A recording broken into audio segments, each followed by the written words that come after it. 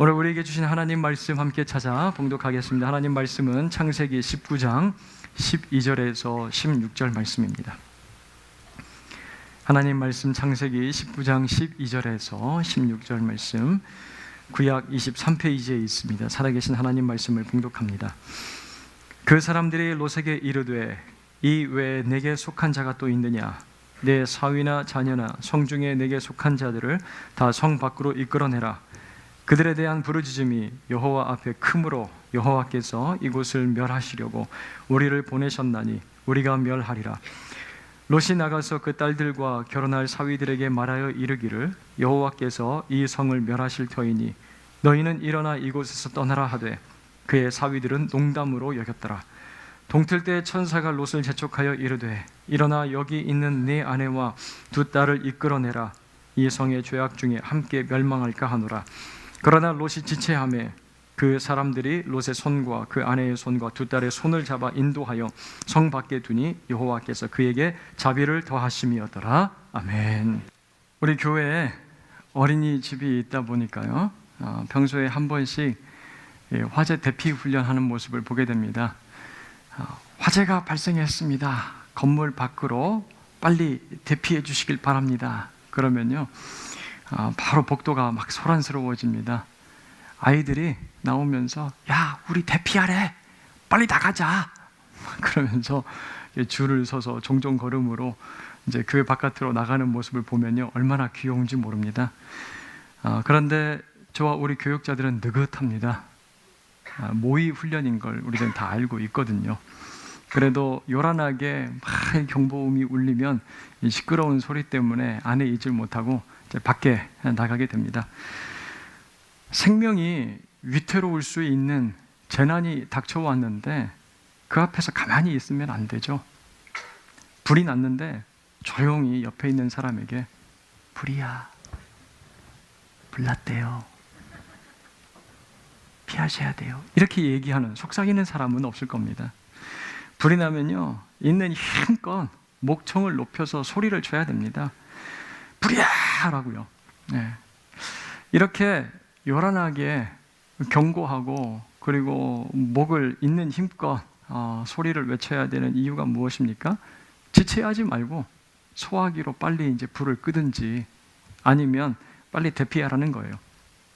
우리는 이런 긴급하고 요란한 경보음을 오늘 본문의 말씀 속에서 듣게 됩니다.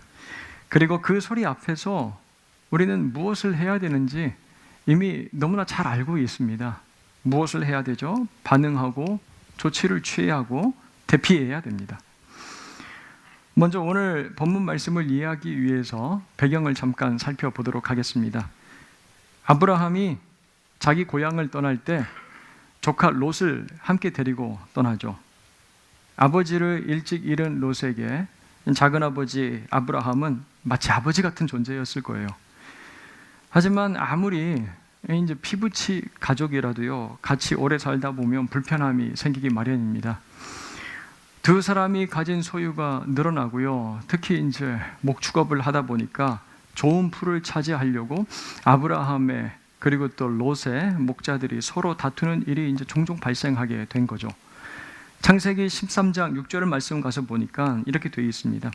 그 땅이 그들이 동거하기에 넉넉하지 못하였으니 이는 그들의 소유가 많아서 동거할 수 없었음이니라 라고요.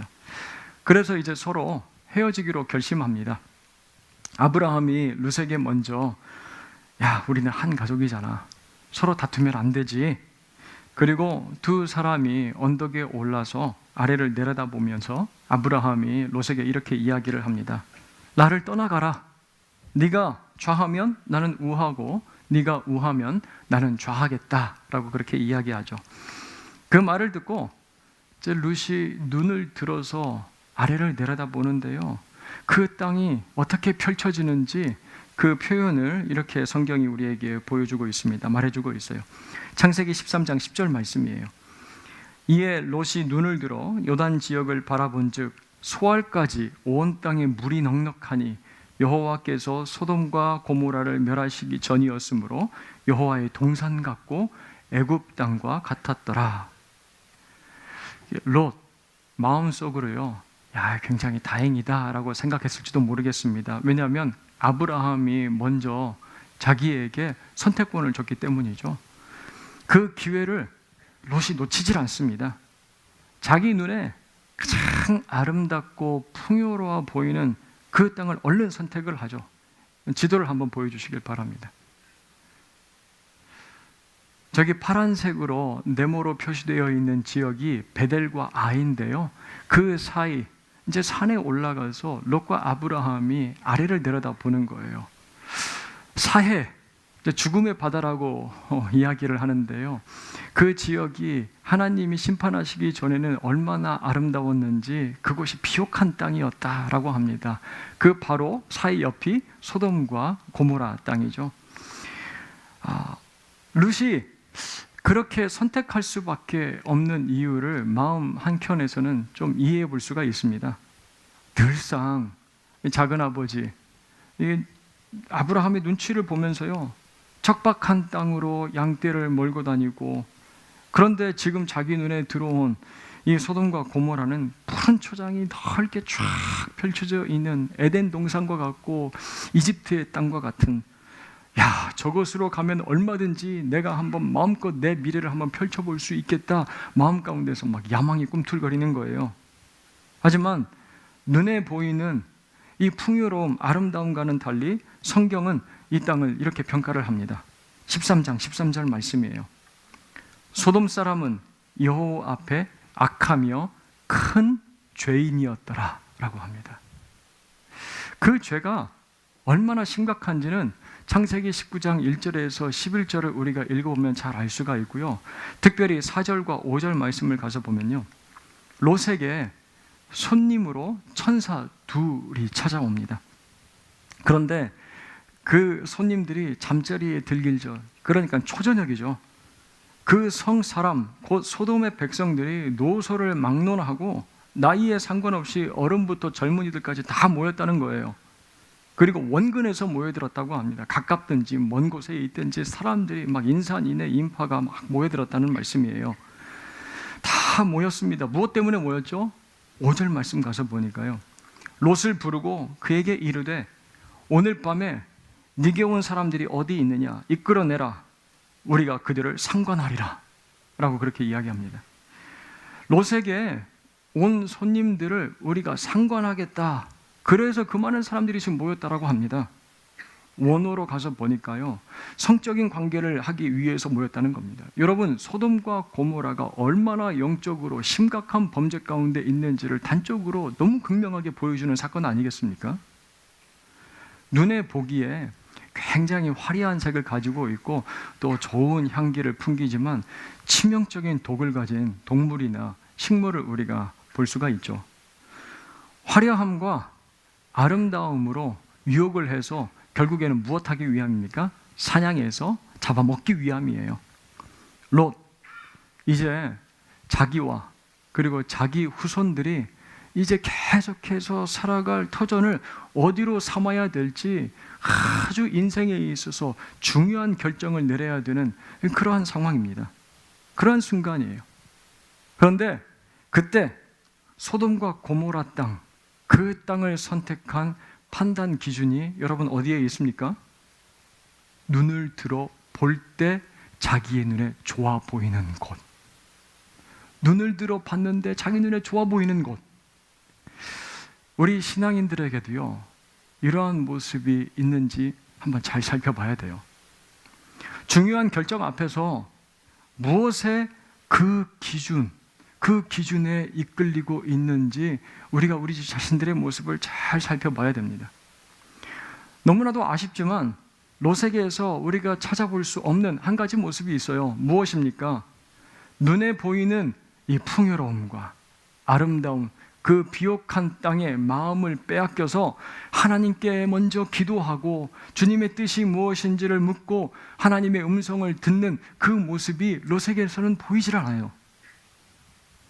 여러분, 말씀을 통해서 우리의 영적인 분별력이 작동을 하기 시작하잖아요. 그러면 우리는 눈과 귀, 우리의 감각과 신경이 막 끌고 가는, 쏠리는 그러한 방향이 아니라 정말로 하나님께서 기뻐하시고 원하시는 뜻이 무엇인지를 우리는 판단하고 결정하게 되어 있다는 말씀이에요. 그렇지 않으면요, 겉으로 그냥 드러나는 이 화려함에 시선을 빼앗겨 버립니다. 그리고 그 이면에 감추어져 있는 죄의 치명적인 독성을 우리가 발견할 수가 없게 되는 거예요. 그래서 제가 제 새벽에 하나님 앞에 나아가서 그리고 하루 아침을 시작을 하면서 이렇게 간절하게 기도를 하곤 합니다. 하나님, 오늘도 성령 충만해서 내 눈에 화려하고 좋아 보이는 것이 아니라 하나님 보시기에 선하고 아름다운 것들을 선택하며 살아가게 하여 주시옵소서. 하나님께서 원하시는 것들을 바라볼 수 있는 분별력, 하나님 결단력을 나에게 허락하여 주시옵소서. 그렇게 기도하면서 하루를 시작을 합니다. 성령 충만해서요. 사랑하는 우리 새안의 모든 믿음의 지체 여러분들, 여러분들도 성령님께 그렇게 간구하며 하루를 시작할 수 있게 되기를 간절히 소원합니다. 성령 충만함 가운데 분별력을 허락해 주시고 결단을 주셔서 주님께서 기뻐하시는 것 선택하며 살아가는 오늘 하루가 되게 하여 주시옵소서. 그렇게 기도하는 여러분들이 되길 바라요. 자, 이제 죄가 보편화되고 일반화되어 버린 그 소돔과 고모라에 무엇이 울리기 시작합니까, 여러분? 영적 사이렌이에요. 죄의 물결, 그 수위가 가득 찼다고요. 경고의 메시지가 막 들려오기 시작합니다. 여러분, 13절과 14절 두 절에 반복되는 단어가 있어요. 무엇입니까? 멸하시려고 해요. 멸하시려고. 지금 롯의 귀에 뚜렷하고 선명하게 반복해서 들려오는 경고의 메시지가 있는데 바로 멸하리라입니다. 멸하리라. 하나님의 심판이 가까웠다고 계속해서 알람이 지금 울리는 거예요. 그때 천사들이 롯에게 이렇게 이야기를 합니다. 12절이에요. 롯, 이 도시를 탈출해야 될 사람이 혹시라도 더 있는가? 네 사위나 자녀나 성중에 네게 속한 자들을 전부 다 성 밖으로 이끌어내라. 이 이야기를 듣고요, 14절 가서 보니까 롯이 자기 예비 사위들에게 가서 이렇게 경고의 메시지를 전달을 해요. 이보게들, 하나님께서 이제 곧 이 성을 멸하실 거야. 모두들 정신 똑바로 차리고 일어나게, 이곳에서 우리가 속히 떠나가야 돼. 하지만 롯의 이 경고를 듣고요, 사위들이 어떻게 반응을 하는지 그럼 보시길 바라요. 14절 말씀에 어떻게 했다고요? 농담으로 여깁니다. 농담으로 생각을 해요. 원어로 이 단어를 보니까요, 웃게 했다라는 의미라고 합니다. 웃게 했다. 한마디로 웃기는 소리라는 말씀이에요. 롯이 사위들의 집에 찾아간 시간이 한밤중이었습니다. 깊은 밤중이었어요. 심각한 표정과 목소리로 아주 긴급하게 이야기를 했을 거예요. 하지만 소돔성이 멸망할 것이다 라고 했을 때 사위들의 귀에요, 그 경고의 메시지가 웃기는 소리로 들렸다는 겁니다. 야, 우리 장인들 사람이 정신이 오락가락하나, 오늘 아침에 뭘 잘못 먹었나, 이거 정신이 어떻게 된 거 아니야? 생각하면서요, 웃긴 농담으로 받아들이고 그냥 웃었다라는 말씀입니다.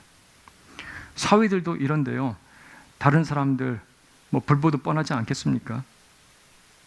누구도 롯의 말을 심각하게 듣질 않아요. 우리가 지금까지 살아온 이 땅, 야, 이 아름답고 풍요로운 이 땅, 이 안정적인 터전이 갑자기 하늘에서 불이 떨어져서 멸망한다고? 누가 그런 말을 믿겠어? 말도 안 되는 소리 하고 있어. 콧방귀를 뀌는 거예요. 요즘 차들을 보면요, 그 안전을 위해서 기본적으로 후방 센서하고 카메라가 잘 달려서 나오더라고요. 후진 기어를 넣고 이게 뒤로 가려고 하는데 뭐가 있거나 사람이 지나가면요, 경고음이 막 삑삑하고 울리더라고요. 그러면 어떻습니까? 멈춰야 되죠. 브레이크를 밟아야 됩니다. 그 순간에 엑셀 확 밟으면 어떻습니까? 큰일 나는 거예요. 사고가 나게 되어 있습니다. 어떤 차들은 더 이상 뒤로 가지 못하도록요, 아예 잠금 장치까지 되어 있다라고 그래요. 이처럼 우리 귀에도요, 이런 경고의 메시지가 들려올 때가 있어요. 접근 금지. 빨리 이곳에서 떠나야 됩니다. 이곳에 더 이상 발을 담고 있어서는 안 돼요. 이 자리를 떠나세요. 여러분, 왜 그런지 아십니까? 우리에게도 무엇이 달려있기 때문에? 영적인 센서가 달려있기 때문에 그렇습니다. 우리는 예수 그리스도를 구주로 고백하고요, 성령의 인도하심을 따라서 살아가는 사람들입니다. 여러분들, 우리는 예수 그리스도, 그분으로 인하여 하나님의 백성된 자녀들 맞습니까? 아멘입니다. 그렇다면요, 성령을 소멸하거나 그리고 양심의 화인이 맞지 않았다면요, 우리가 죄의 영역, 그 오염된 환경 가운데 가까이 다가가면요, 센서가 작동하게 되어 있는 거예요. 다가가지 말라고요. 그곳에서 빨리 피하라고요. 성령께서 우리 양심에 사이렌을 울려주십니다. 우리 안에 내주하고 계시는, 떠나지 않고 계속해서 거주하고 계시는 성령께서 말씀하시는 거예요. 이곳은 심판의 자리라고, 멸망의 자리라고, 속히 떠나라고 말씀하실 때가 있어요. 제가 호주에 유학 가서 살던 시기가요, 20대 막 혈기가 왕성하던 그런 때였습니다. 그렇게 아들을 멀리 떨어뜨려 놓은 어머니 마음이 어떻겠습니까? 항상 노심초사한 거예요. 새벽뿐만 아니라 순간순간 이제 기도를 하셨다라고 그래요. 그때만 해도 지금처럼 이제 카톡이나 SNS가 발달을 하지 않은 그러한 시대였기 때문에, 얼마나 됐다고 그런 시대를 살았다고 또 얘기를 하는지 모르겠지만, 그때 이제 국제 통화가 조금 부담이 됐습니다. 근데 전혀 이제 예상하지 않은 시간에 한 번씩 전화벨이 울릴 때가 있어요. 그래서 혹시 무슨 일 났나? 큰일이라도 생겼나? 그래서 전화를 얼른 받습니다. 그러면요, 꿈에서 그리고 기도하다가 저의 모습이 생각나기도 하고, 말씀을 묵상을 하다가 하나님께서 주신 생각이 있어서 아들에게 전화했다라고 말씀을 하시는 거예요. 여러분들도 혹시 기도하다가 누군가 생각이 나면 꼭 그분에게 전화 한번 주시고 메시지 한번 넣어보세요. 하나님께 생각나게 하셨어. 내가 같이 기도하고 있어. 이렇게요. 자, 그렇게 걸려온 수화기 너머로 어머님의 목소리가 이렇게 들려오는 거예요. 이렇게 말씀하십니다. 강찬아, 말씀대로 살아야 된다. 기도하면서 하나님의 음성을 꼭 들어야 된다. 오늘 하루도 성령에 이끌리고 성령 충만한 삶을 살아야 돼. 그렇게 말씀하시는 거예요. 하나님 기뻐하시는 대로. 늘 듣던 말씀인데요, 이게 어떠한 상황에서는 잔소리로 들리지 않고요, 내 양심을 때리는 아주 뜨끔한 경고의 메시지로 들릴 때가 있었던 거예요. 그러면요, 멈추기도 하고 방향을 바꿔서 하나님께서 과연 내 삶에 원하시는 것이 무엇이지? 생각을 하기도 했어요. 그 말씀을 마냥 그냥 농담으로 여기고 웃어버렸으면 어떻게 됐을까 생각만 해도 지금 아찔합니다. 그런데 오늘 우리가 말씀에서 본 것처럼 어떤 사람들이 있다고요? 경고의 메시지를 들었지만 그 말씀을 듣고, 그 메시지를 듣고 웃어버리는 롯의 사위 같은 사람들이 있다라는 거예요. 왜 그렇습니까? 지금까지 내가 지내고 있는 이 소돔 땅이 너무 자기들에게 익숙하고 평안하기 때문에 그래요. 도저히 하나님의 심판이나 멸망과는 상관없을 것처럼 그 땅이 보이기 때문에 그렇습니다. 13장, 멸망하기 전에 이 소돔이 어떠한 모습과 같았다고요? 에덴 동산과 그리고 이집트 땅과 아름답고 풍요로운 땅처럼 보였다라고 이야기를 하는 거예요. 도저히 멸망하지 않을 것처럼 자기들 눈에 보였기 때문에 그렇습니다.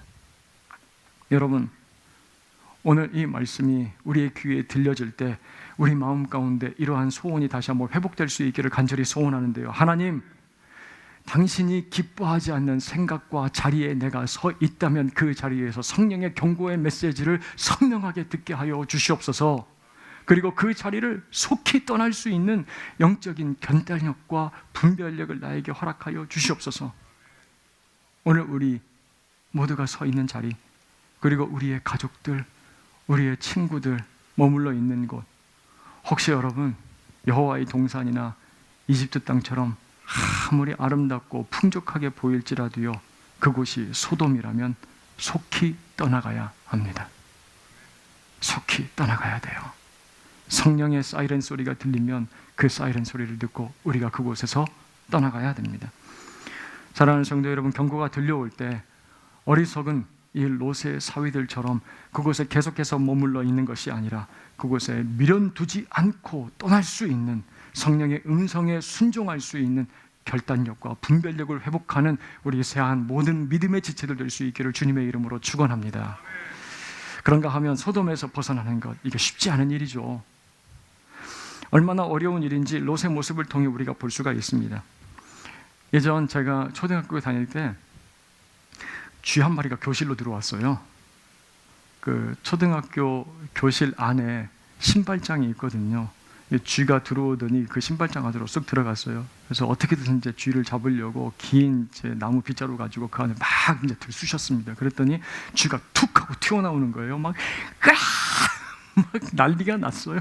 여자 애들은 바깥으로 뛰어나오고 남자 애들은 막 책걸상 위로 올라가서 난리가 났습니다. 다 뛰어나갔어요. 도대체 어떤 시대를 살았길래 네, 시골에서 살았기 때문에 그런 일이 종종 있었습니다. 롯, 소돔이 멸망할 것이라는 사실을 분명히 알았다면요, 어떠한 반응을 보여야 됩니까? 어떠한 모습을 우리가 기대할 수가 있을까요? 뛰쳐나가야 되는 거예요. 이곳에 있으면 하나님의 심판이 임해서 그 땅이 멸망당할 것 알았다면 현실이 두려워서 도망치게 되어 있는 거예요. 그런데 그렇게 시간이 흐르고요, 임박한 재앙 아래 있는 이 소돔 땅에 아침 해가 떠오르는 거예요. 그런데 날이 환해지고 롯이 이렇게 주위를 한번 둘러보니까 어제와 다를 것이 하나도 없습니다. 똑같은 거예요. 별로 변한 것이 없어요. 하지만 여러분, 말씀을 보세요. 누가 안 달라서 이게 난리가 났습니까? 견디지 못해요? 15절 가서 보시길 바랍니다. 15절. 동틀 때 천사가 롯을 재촉하여 이르되 일어나 여기 있는 네 아내와 두 딸을 이끌어내라. 이 성의 죄악 중에 함께 멸망할까 하노라. 천사가요, 안달이 나서 막 롯을 재촉하기 시작하는 거예요.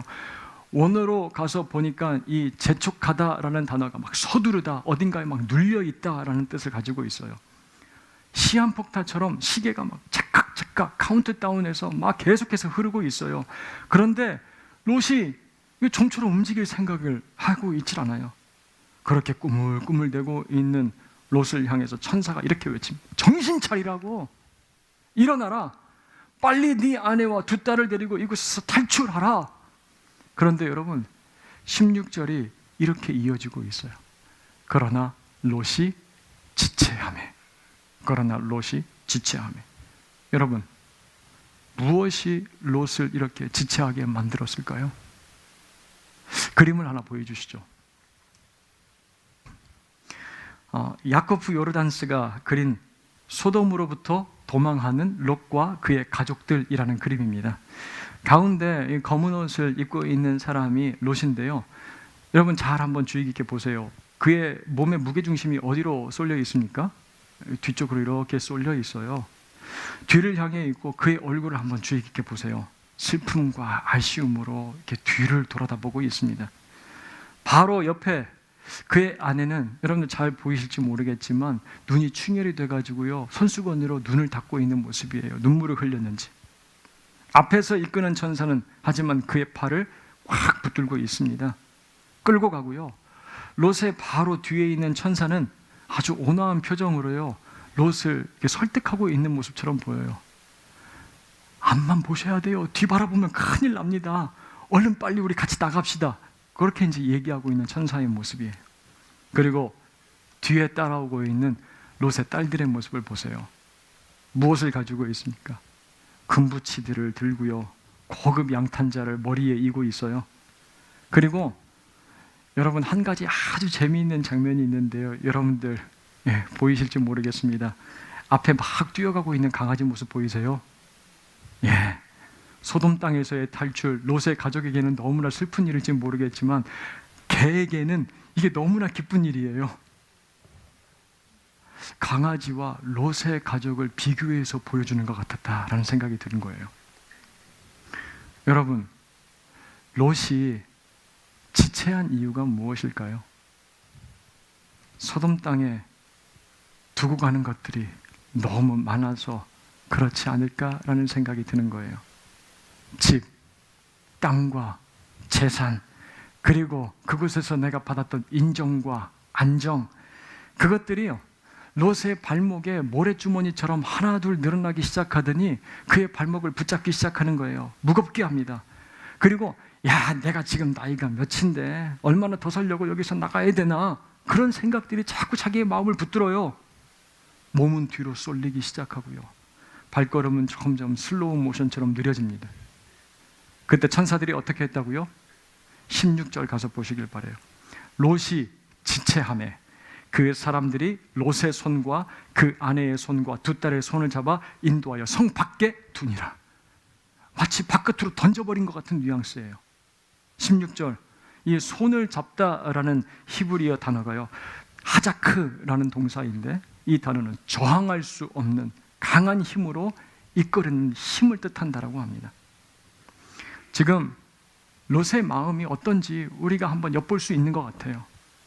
이 소돔성에서 나가야 된다는 사실은 머릿속으로 지식적으로는 잘 알고 있습니다. 하지만 그의 마음, 의지와 결단이 너무나 약한 거예요. 소돔의 강력한 죄악의 중력 가운데 붙들려 있는 이 롯과 그의 가족의 모습, 그때 하나님의 천사가 그의 손을 붙잡아서 강하게 섬 바깥으로 탈출시켜냅니다. 끌어내요. 그리고 여러분 16절을 다시 한번 가서 보면 그를 그렇게 강하게 끌어낸 이유가 무엇인지 볼 수가 있죠. 여호와께서 그에게 무엇을 더하셨더라? 자비를 더하셨더라 라고 되어 있습니다. 여호와께서 그에게 자비를 더하심이었더라. 여러분, 결국 롯이 멸망의 땅에서 구원받을 수 있었던 이유가 무엇인지 아십니까? 바로 하나님께서 그에게 더하신 자비 때문이라는 사실이에요. 하나님께서 긍휼을 베푸셨기 때문입니다. 선지자 요엘, 하나님 앞에서 범죄한 이스라엘 땅에 내릴 임박한 심판을 경고하면서 이스라엘 백성들에게 이렇게 외쳐요. 이렇게 선포합니다. 요엘서 2장 3절 말씀. 불이 그들의 앞을 사르며 불꽃이 그들의 뒤를 태우니 그들의 예전의 땅은 에덴 동산 같았으나 그들의 땅은 황폐한 들 같으니 그것을 피한 자가 없도다 라고요. 범죄한 이스라엘 그 땅에 내릴 심판, 마치 소돔과 고모라 똑같은 심판같이 보여요. 에덴 동산 같았던 그 땅이 황폐해져 버린다 경고를 하고 있어요. 그러한 백성들을 향해서 요엘 선지자가 이렇게 이야기를 합니다. 선포를 해요. 이제라도 하나님 앞에서 금식하고 애통하고 여호와께 내게로 돌아오라. 그렇게 죄를 떠나서 회개할 때 어떠한 일이 있다고 약속을 하고 계시는지 우리 요엘서 2장 18절 말씀 함께 읽도록 하겠습니다. 요엘서 2장 18절 말씀입니다. 그때 여호와께서 자기의 땅을 극진히 사랑하시어 그의 백성을 불쌍히 여기실 것이라. 아멘. 여러분, 여기서 자기 백성을 불쌍히 여기신다라는 이 단어가요, 오늘 본문 16절 그에게 자비를 더하사, 똑같은 단어입니다. 똑같은 단어예요.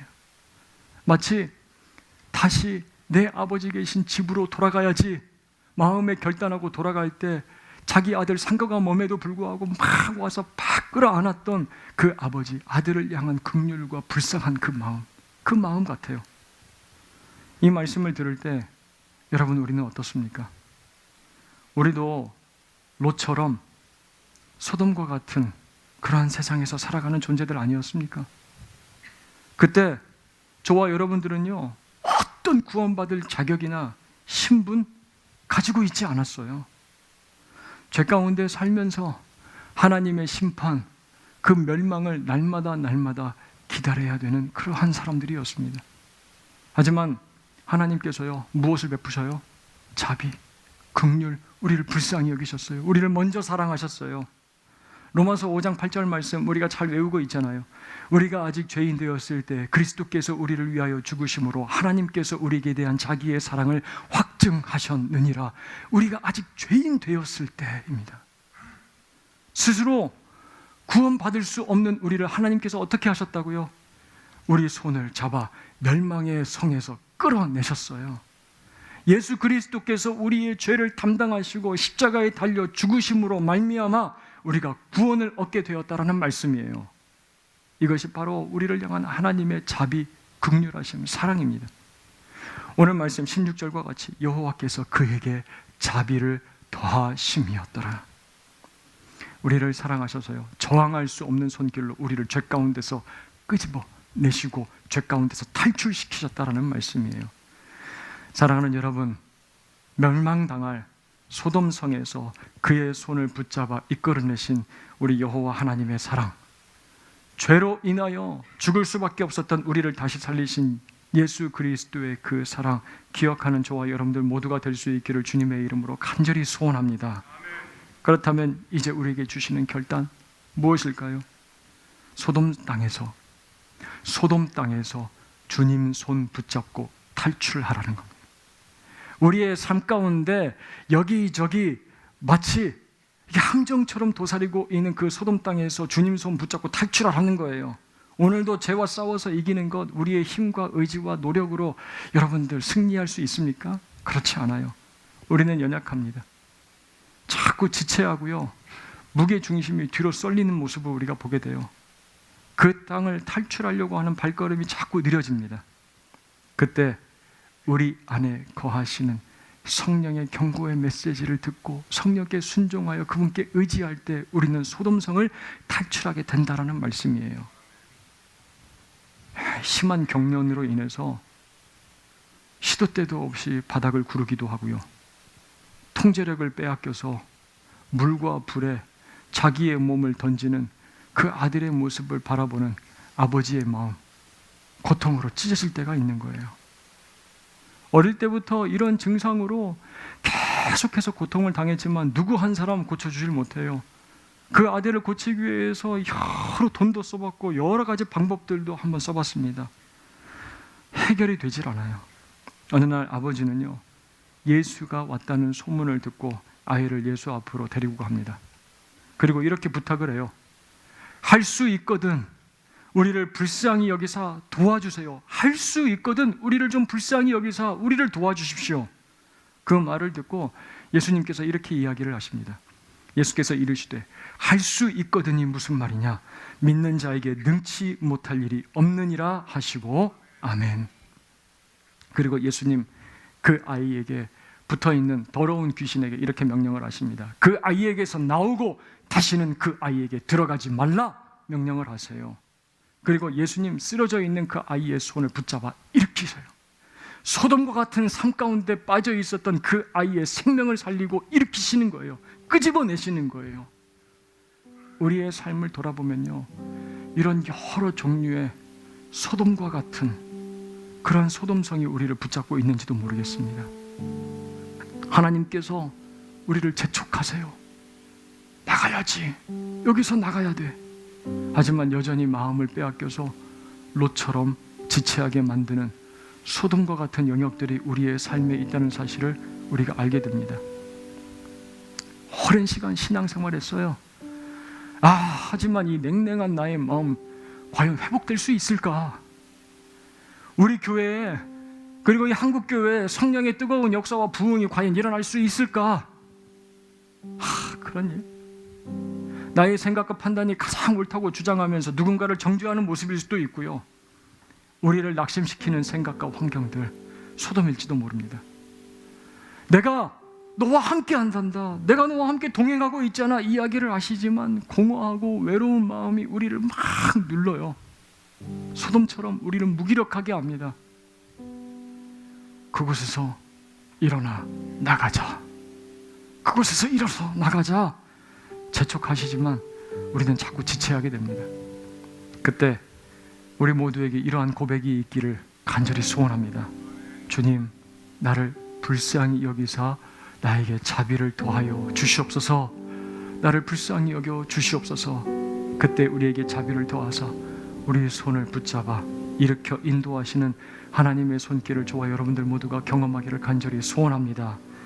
그리고 소돔 땅 같은 그곳에서 우리를 건져내시는 그 하나님의 구원의 놀라운 능력의 손길, 그 기쁨을 풍성히 누리며 신앙의 길을 함께 걸어가는 저와 여러분들 모두가 되길 주님의 이름으로 축원합니다.